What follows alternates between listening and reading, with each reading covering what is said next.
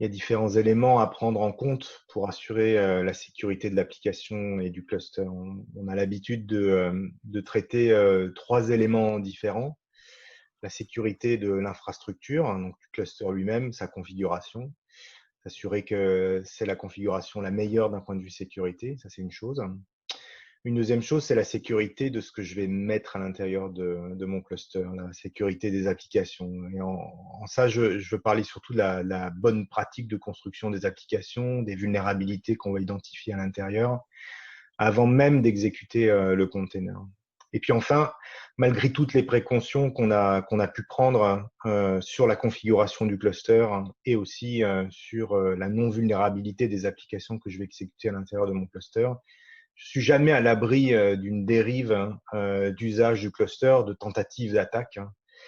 Et donc, il faut protéger le runtime, il faut protéger le cluster et les applications qui s'y exécutent en analysant ce qui se passe. Finalement, c'est des techniques qu'on connaît depuis pas mal d'années, depuis les VM, depuis même avant les machines virtuelles.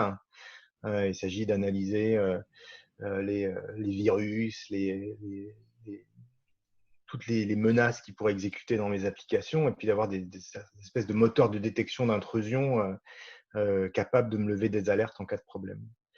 La difficulté des environnements de containers, c'est que je ne peux pas utiliser les outils auxquels j'avais l'habitude avec les machines virtuelles, parce qu'en fait, ce sont des outils qui ne sont pas vraiment adaptés au monde du container.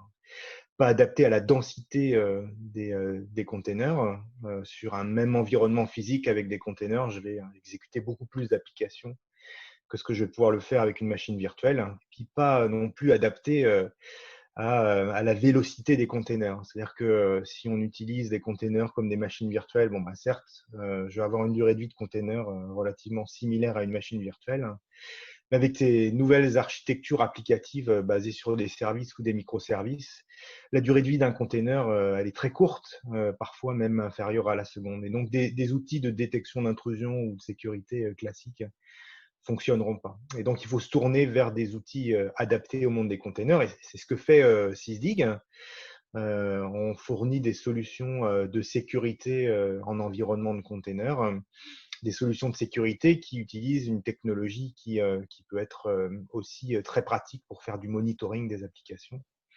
Et donc, vous le verrez si vous allez sur le site internet de Sysdig, on fournit une plateforme qui vous permet de faire la sécurité et aussi le monitoring des applications avec un seul agent pour réaliser l'ensemble de ces tâches. Si je reviens sur la sécurité, il y a trois étapes importantes quand je parle sécurité dans un environnement de container. C'est tout ce qui est sécurité au niveau du build.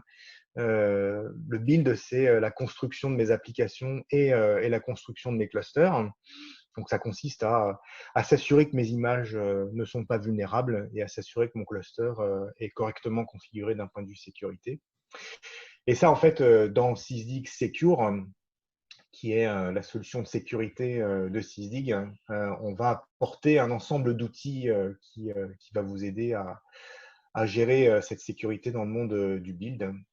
Ça va passer par un moteur d'analyse d'images. Donc, volontairement, je n'utilise pas le terme analyse de vulnérabilité parce qu'en fait, chez Sysdig, on fait bien plus que l'analyse de vulnérabilité. Certes, on analyse la vulnérabilité des images, mais on analyse aussi les bonnes pratiques de construction des images qui sont différentes d'une entreprise à l'autre, d'une organisation à l'autre. Ça consiste par exemple à s'assurer que les bons labels sont insérés dans les images, qu'on va ouvrir les bons ports, qu'on va installer les bons agents à l'intérieur de l'image, qu'il n'y a pas de fichiers de password ou de certificats électroniques d'authentification à l'intérieur des images. Donc, voilà, tout ça en fait est testé par l'analyseur d'images de Sysdig à différentes étapes du cycle vie de l'image. Ça va être dès la construction de l'image au moment de la compilation de l'image dans mon pipeline d'intégration continue. On va pour ça proposer des outils d'intégration, des plugins avec les différents outils d'intégration continue, comme peut l'être Jenkins. Ça va être bien évidemment de tester la vulnérabilité de ces images à l'intérieur des registries. On va pour ça se connecter sur différents types de registries pour pouvoir les scanner constamment. Et puis, malgré tous les efforts qu'on peut faire pour pouvoir scanner les images avant exécution, à nouveau, on n'est jamais à l'abri d'un usage d'images à la volée pendant l'exécution. Et donc, pour pouvoir tout de même contrôler la non-vulnérabilité des images en exécution, les agents SysDig qui sont installés sur les clusters analysent continuellement l'usage des images qui sont faites par les pods, par les containers qui s'exécutent à l'intérieur des clusters, déclenche des scans si on découvre une image inconnue, et on peut, via les admissions de contrôleurs dont parlait Memouna tout à l'heure, bloquer une image qui est en train de tenter de s'exécuter avec des vulnérabilités. Voilà, donc ça c'est une première partie dans le build. La deuxième partie qu'on réalise au niveau du build, c'est de s'assurer que les clusters sont configurés correctement d'un point de vue sécurité. Et ça, Memouna parlait des tests CIS benchmark, hein. Donc, on applique les tests CIS benchmark sur les clusters à 3 niveaux différents. Au niveau Linux, pour s'assurer que l'operating system Linux est correctement configuré d'un point de vue sécurité, au niveau de l'engine Docker et aussi au niveau Kubernetes. Contrairement à l'idée qu'on peut se faire de ce type de test, il ne suffit pas de réaliser ces tests une fois à l'installation du cluster, parce que malheureusement, la vie d'un cluster prouve qu'on peut faire face à des dérives de configuration. Les dérives, elles arrivent avec les mises à jour des clusters. On installe des patchs qui vont modifier la configuration du cluster, parfois altérer la configuration de sécurité. Et puis, on n'est pas non plus à l'abri de mauvaises manipulations des administrateurs. Et donc, chez SysDig, là, dans cette partie test CIS benchmark, on vous permet de scheduler les tests de manière régulière pour s'assurer qu'il n'y ait aucune dérive de cette partie. J'en ai fini pour le build. Une fois que tout ça s'exécute dans mes clusters, il faut continuer à assurer la sécurité de mes clusters et des applications qui s'exécutent dessus. Et donc là, c'est la deuxième partie des outils de sécurité qu'on fournit avec SysDig Secure. C'est tout ce qui s'adresse au runtime. Et pour ça, en fait, on se base sur plusieurs composants, dont un composant majeur, un moteur de détection d'intrusion qui s'appelle Falco, qui est un outil open source que vous pouvez retrouver sur le site du CNCF, dont Memouna vous a montré la map tout à l'heure avec tous les projets du CNCF. Donc Falco se trouve dans les projets dits incubation. C'est le deuxième niveau juste après les produits gradués. Donc on est déjà très haut en fait dans l'échelle du CNCF. Et donc, c'est un moteur de détection d'intrusion en environnement de container. Je ne vais pas rentrer dans le détail technologique de la manière dont ça fonctionne. On pourra peut-être, avec Memouna, organiser un séminaire spécifique sur Falco et la manière dont on fait de la détection d'intrusion avec. Enfin, sachez que l'objectif de Falco, qui est intégré aussi dans SysDig Secure, c'est de réaliser constamment une analyse des comportements à l'intérieur du cluster, de lever des alertes en cas de détection d'anomalies. Donc, une anomalie dans Falco, ça peut être une anomalie de comportement d'un utilisateur, une attaque en cours, une tentative d'utilisation malveillante d'un cluster ou d'une application ou d'un composant de Kubernetes. Ça peut aussi être un usage mauvais en fait d'un des composants de Kubernetes.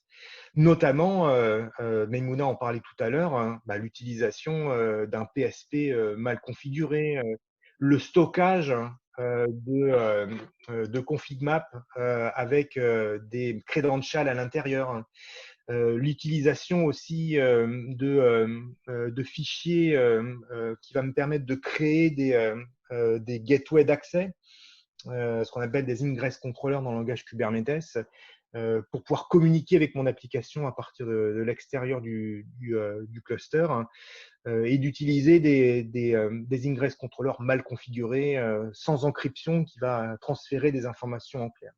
Voilà, donc Falco lève des alertes et Falco utilise tout un tas de règles de détection d'intrusion dont on fournit finalement une base par défaut, mais vous pouvez écrire vos propres règles de détection d'intrusion. C'est très pratique, notamment pour pouvoir détecter des mauvais usages applicatifs.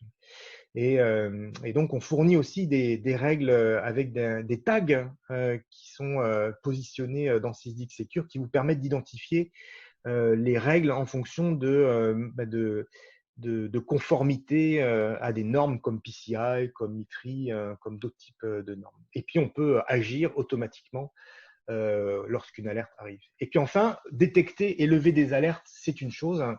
Analyser correctement les alertes pour pouvoir identifier le responsable de l'alerte, c'est quelque chose de plus compliqué et qu'on vous permet de faire avec les outils SysDig grâce à la troisième partie qu'on appelle Respond et qui permet en fait de prendre toutes les informations possibles au moyen de traces, au moyen de connexion avec la log d'audit de Kubernetes, de manière à analyser profondément une alerte, de trouver le plus d'informations possibles sur le potentiel attaquant, son adresse IP, la manière dont il s'y est pris pour pouvoir se connecter sur le cluster, toutes les traces possibles de ce qu'il a fait à l'intérieur du cluster, hein, dans une trace qui va être extraite du cluster par les agents SysDig et mis en sécurité pour que même si l'attaquant efface ses traces, supprime les containers, supprime toutes les logs, on garde quand même des traces de manière à pouvoir continuer l'analyse post-mortem